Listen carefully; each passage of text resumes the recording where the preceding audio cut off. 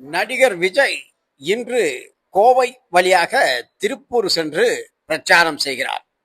இதற்காக இன்று சென்னையிலிருந்து காலையில் சென்னை விமான நிலையம் சென்ற நடிகர் விஜய் தனி விமானம் மூலம் கோவைக்கு மதியம் 2 மணிக்கு சென்றடைந்தார்.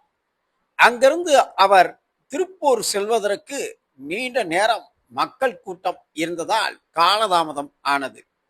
இதையடுத்து திருப்பூரில் பேசிய நடிகர் விஜய் பல்வேறு நலத்திட்டங்களை அரசு ஊழியர்களுக்கும் காவல்துறையினருக்கும் அறிவித்த நிலையில் அங்கிருந்து அதன் பின்பு அவிநாசியில் அவர் பிரச்சாரம் செய்வதாக இருந்த நிலையில் காலதாமதம் அதிக கூட்டத்தின் காரணமாக அவர் தனது அவிநாசி பிரச்சாரத்தை ரத்து செய்ததாக தெரிய வருகிறது. இதையடுத்து அவர் நேரடியாக கோவை சென்று தனி விமானம் மூலம் சென்னை திரும்புவார் என எதிர்பார்க்கப்படுகிறது.